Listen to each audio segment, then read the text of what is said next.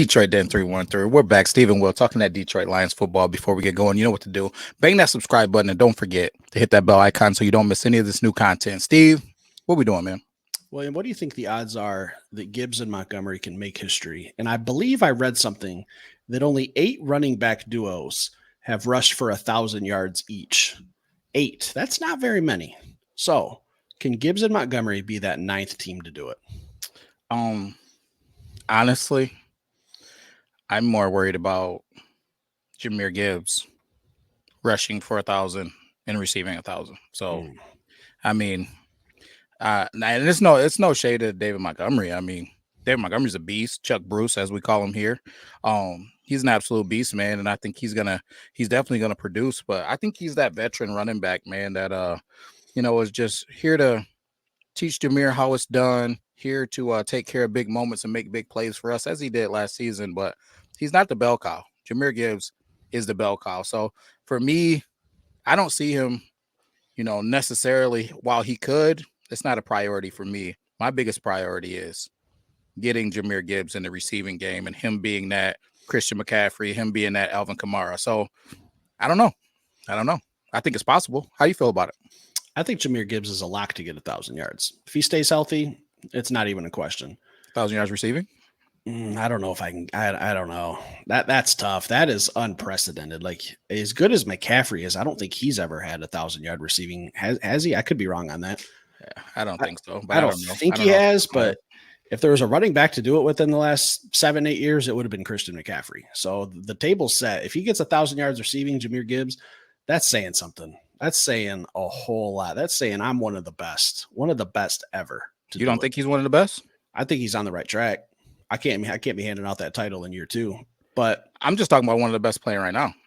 Oh yeah, I think he is. I think he's definitely the most versatile. I think him and Christian McCaffrey is the top dog. So I'm not going to try to, act like I'm just a diehard Detroit Lions fan here, but Christian McCaffrey is the top dog. So who do you put in that second tier? Saquon Barkley's getting a little older. Derrick Henry's getting a little older. I know a lot of people like Breece Hall from the Jets. You got David Montgomery, or I'm sorry, Jahmyr Gibbs. Like, I don't know. I think that second level is very up for debate, but C-Mac's holding it down at the top spot. 1,000 yards receiving is a lot. That you're talking about what, like talking about a special group, but yeah, you're talking about like 8-9 catches a game. If you go back in time and you look at our podcast in the beginning of this thing, and we're talking about Jahmyr Gibbs, my player comp for him was Marshall Faulk. And I tell you who did have 1,000 yards receiving. That's Marshall Faulk. I tell you who did split out as a wide receiver or a slot receiver, Marshall Faulk. I tell you who they also talked about with a supreme intelligence and understanding of the game, Marshall Faulk. So what do they talk about with Jahmyr Gibbs coming out of Alabama? How intelligent he was, how fast he picked up the offense, how he knew all the intricacies coming from Georgia Tech on a short timeline. The Detroit Lions have talked about how intelligent he is. Once he caught his stride after that Baltimore Ravens game, he's never looked back. Listen, Jahmyr Gibbs. I think that hold on, as I was pulling it up, I was close.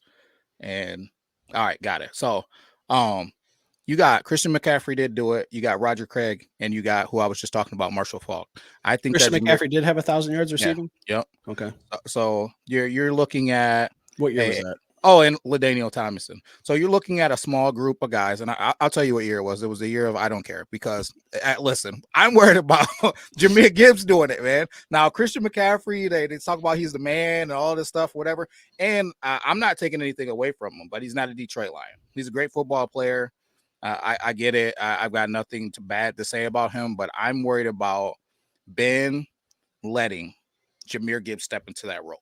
Am I trying to get rid of David Montgomery? Not at all. I love David Montgomery. I think that he was an upgrade to that guy that Detroit was freaking out about us losing, that went to the New Orleans Saints and did absolutely nothing. I think that you and I had more rushing yards than him last season. More rushing touchdowns until week 18. I was just about to say we definitely had more rushing touchdowns. So the bottom line is we have the best running back duo in football. Now, our veteran running back, I almost said second running back. I don't want you guys to kill me. I'm not going to call him a number 2 running back. Our 1A and 1B, right, running backs. But David Montgomery has some years on him. He has some miles on him. So let's prolong that career and let him be, the guy that, I don't know, 60-40%, 70-30%. But the bell cow for us is Jahmyr Gibbs. He can run inside, he can run outside, he can receive that football. I want to see him 1,000 more than I want to see 1,000 out of both backs. You know what I want to see? Me? I want to. You what? Me with my shirt off? I don't. I think we would probably lose every subscriber we had if that were the case. I mean, if Steve and Will both go shirtless, this over. It's done. Probably going to be in the negative in subscribers. I don't know if that's possible, but we'd probably be the first. Yeah. I want to see Gibbs and Montgomery on the field together. I want to see them on the field at the same time. Why can't you split Jahmyr Gibbs out wide, put him in the slot, give Jared Goff a little code word? Hey, Omaha. Code word. Hey, this is where we're going. Maybe it's a diversion. Maybe you use Jahmyr Gibbs. You put him in motion. Let him get a couple jet sweeps, some end arounds. He's lethal if he gets outside. Or maybe you just fake it and you hand the ball off to David Montgomery in a box that doesn't have 10 guys in it, like teams are going to be trying to do. I want to see both of them on the field. I want to see Jahmyr Gibbs in the passing game a lot more. But 1,000 yards, like you're talking about Marshall Faulk, but that offense for the Rams in the late 90s, early 2000s was called the greatest show on turf. And it wasn't just because of Marshall Faulk. They had Kurt Warner, who I absolutely despise, Isaac Bruce, Torrey Holt. Their team was loaded. They were putting up like 50 some points a game. They were absolutely unstoppable on offense. We got J-Mo, Amon-Ra St. Brown. J-Mo, I still have questions about. Who was their tight end? I don't know. It doesn't matter. Well, it wasn't Sam Laporta. Well, we got weapons. We got weapons. I think we're one receiver away from being compared to that type of team. I think don't let Jameson Williams be a beast this year. Yeah, don't. Yeah, he's gonna be a beast, and that's all I'm gonna say. I'll let that, because I'm sure that's gonna come up in an episode. But yeah, he's gonna be a beast, and we're gonna be a problem, and we're gonna be a top 5 offense, maybe top 2, maybe top 1. And I told you, I'm not even gonna say don't let J-Mo be a beast. Don't let Donovan Peoples-Jones be a beast. And obviously by beast, I don't mean like what we're expecting out of J-Mo and Amon-Ra St. Brown, but I just mean a beast stepping into his role, making a major impact, on being an upgrade from Reynolds. Don't let him build a rapport with Jared Goff. Don't let him get out here in big body guys. I keep saying that every time I look at this dude and I see a picture of him training, he looks like David Boston. Like, the dude's a monster. He looks like he's a bodybuilder instead of a wide receiver. Like me. Kind of like you, darker, but the opposite. but yeah, man, I love his game, man. I love his physicality. I love him in the run game, and I love the 50-50 ball, man. Him catching the ball in traffic and him willing to put his shoulder down. So I'm excited, man. I'm excited, but I think that all leads to this. If those guys are productive, you can't just fill this box up to try to stop our run game, and you can't expect us to be one-dimensional. You're not going to know what we're doing. And I think that gives Jahmyr Gibbs an opportunity to be able to have that Josh Gaddis speed and space. Stop. Don't mention that name in front of you do it to me all the time. Let me ask you a question, because I don't want to turn this into a JMO episode, because I kind of did something the other day.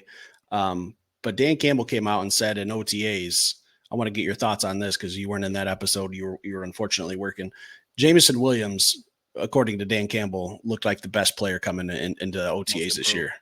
Man on a mission is what he said. How do you feel about JMO real quick? I feel great, man. I take back with that guy that went to Philadelphia I'm not, you guys know who I'm talking about, but that guy that went from the Detroit Lions back to Philly, he made mention to JMO being an absolute monster. What did Carlton Davis say? He wants to come into this league and lock everybody up, and he wants to make JMO one of the best receivers in the league. I think that he's already said that he's seen the talent, he's seen the ability for him to get vertical and for him to, aggress the receivers like he's going vertical and snap down to those breaking routes. Listen, Steve, I think that this is the year I need two things from Ben. JMO episode, or not, this is not a JMO episode, but I need him to get the ball to JMO like we talked about. I want at least 5 touches a game. I would rather have 7. right? 5 to 7 touches a game. Touches, not catches, just touching the football, right? Touches, yeah. It doesn't have to be catches. It could be jet sweeps. It can be end rounds. It could be screens. It could be verticals. But I want to see him touching the football. I think he's an absolute problem, and we talk about it here all the time. So many times we've seen J-Mo get a touch, and he's been one shoelace away from taking it to the house. And his touch to touchdown comparison is nice, man. So I just got to see that, and I got to see Jahmyr Gibbs in this passing game, man. That's the two things that I'm looking forward to this season. Seeing Jahmyr Gibbs out there getting more touches as a receiver, and J-Mo being more of a first option on some of these passing routes. That's it, man. William, it's pretty crazy that we can have an episode talking about all these weapons, and I don't think we've mentioned even Amon-Ra St. Brown. Like, that's just how loaded we are. We're just absolutely stacked. So I don't know if Jahmyr Gibbs gets 1,000 and 1,000. I think it's going to be tough for David Montgomery to get 1,000 yards just because he's kind of that cleanup guy. 3rd and 3, let's feed the ball to the big guy. 3rd and goal from the 2, feed the ball to the big guy. He's going to get a lot of touchdowns. 1,000 yards. He's going to get his carries. He'll have to break a couple, and we've seen him do it. We saw him do it against the Chargers game. More than capable. He's definitely more than capable, especially behind our offensive line. Like, you could put little Will back there. He's going to run for about 750 easily. Easily. Maybe 2,000. Will Ford 2K. That's what hey, we might have to deem him that Will Ford 2K. I like that. So, guys, there it is. We talked a little bit about David Montgomery, Jahmyr Gibbs, 1,000 yards rushing each. I'm pretty sure I saw that only 8 other running back duos have done that. If I'm wrong on that, I could be. If David Montgomery and Jahmyr Gibbs could be that 9th, I think we could be looking at something special. We also talked about a little offensive stuff. So leave some comments down below. Let us know how you feel. Hit that like button if you're new. Stick around, subscribe. We'll be back later with another show. Peace.